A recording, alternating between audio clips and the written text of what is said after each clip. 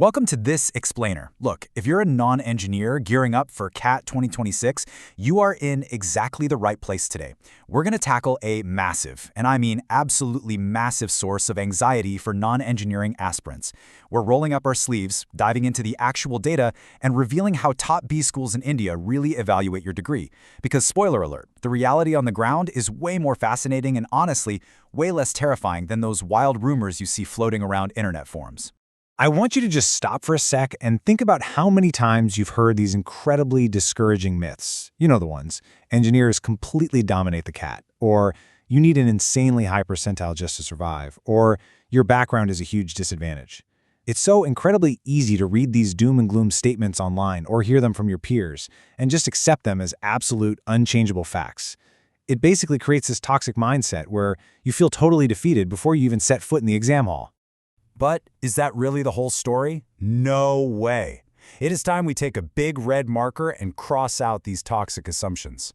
When we actually sat down and dug into the published, official data behind B-school admissions, we uncovered a completely different reality. We're going to see how your specific academic background isn't just some afterthought to these schools. In fact, it can actually act as a vital, highly strategic piece of your admission evaluation. Okay, so let's dive into this. The absolute first thing we need to do today is completely pivot our mindset. Asking yourself, can a non-engineer beat an engineer, is frankly just the wrong question. It frames the whole process as this one-dimensional percentile game, like a simple arm wrestling match. The better question, the strategic question you should be asking is, which B schools actually value the profile I already have? We need to be smart and strategically identify the institutes whose admission policies perfectly align with your unique academic background. All right, let's jump straight into Category 1, schools with explicit diversity points. To see exactly how top schools treat non-engineers, let's start with the institutes that give you hard mathematical proof that an advantage actually exists. Take a look at this precise breakdown from IIM Calcutta's MBA admission policy for the 2026 to 2028 batch. This isn't just some vague PR promise of valuing diversity. The math is literally right here. An engineering bachelor's degree, 0 diversity points. But if you're rocking a non-engineering bachelor's, boom, you are awarded a massive 4 points. Got a dual bachelor's degree in law? That gets you 5 points. Even an engineering bachelor's combined with a non-engineering master's gets you 2 points. This clearly, undeniably illustrates that their published admission framework mathematically assigns a measurable advantage based on your specific academic background. Now hold on, before we get too carried away, here's a crucial reality check you have to remember. While those diversity points are incredibly encouraging, they do not equal a guaranteed admission ticket.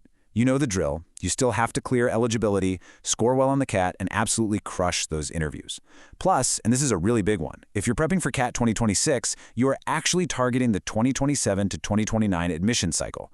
So the rules we just looked at, they're fantastic reference points, but they aren't permanent laws.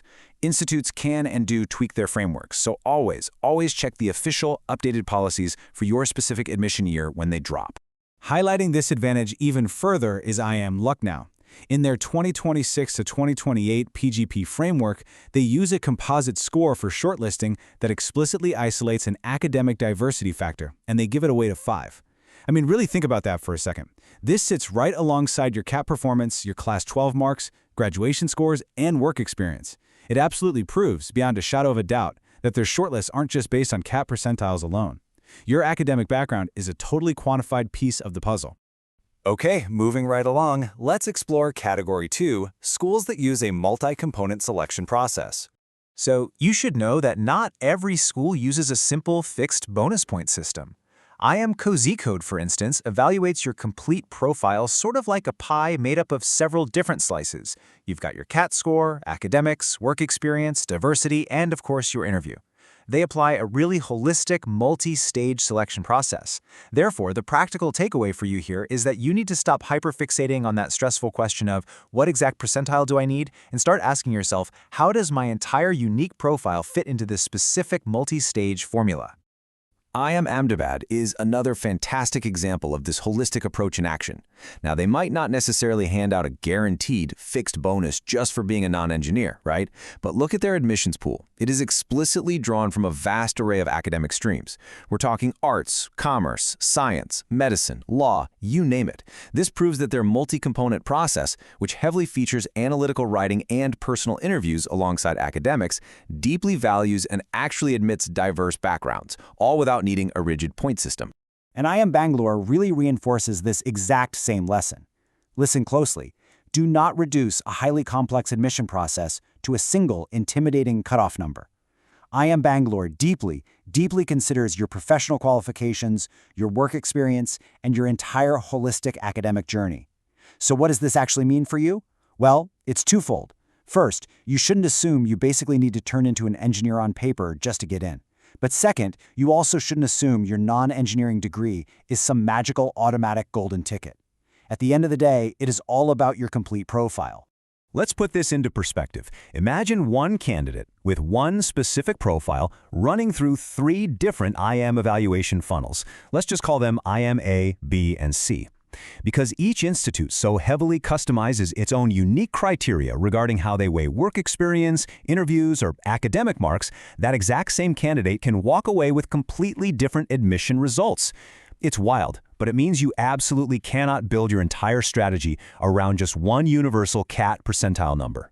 This actually brings us to IIM Mumbai, and a genuinely dangerous trap I see way too many students fall into, and that is confusing the minimum cutoff with the final admission score.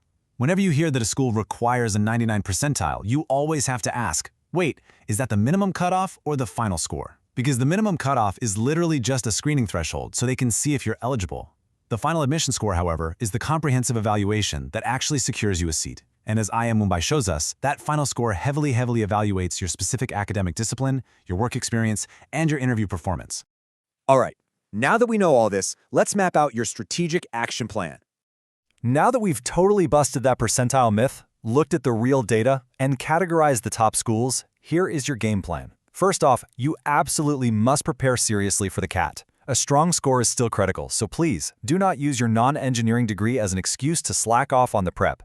Second, get in there and study each individual institute's unique admission formula. Third, like we discussed, cleanly separate the schools offering explicit diversity points from those using broad profile evaluations. Fourth, always undangle those minimum screening cutoffs from the actual final selection criteria. And finally, when the time comes, double-check and verify those official 2027 to 2029 policies. So, what's the big takeaway of this entire explainer? It's about shifting out of that old, defeated mindset and stepping into a strategic one. Your background is not a limit. You do not need to measure your entire worth against an engineer's CAT percentile. Does your degree give you an automatic massive advantage everywhere? No. But is it an automatic disadvantage? Absolutely not. It is entirely about knowing the policy, preparing smart, and targeting your efforts strategically. I want to leave you with a question to get your strategic gears turning right now. What is your specific graduation background? Are you coming from commerce, humanities, law, maybe science? And what is your ultimate target B school? I genuinely love to help you build a customized profile-based strategy, so tell me your background and your target school down in the comments.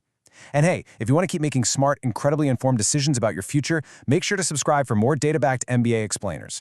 Keep learning, keep preparing, and I will see you in the next one.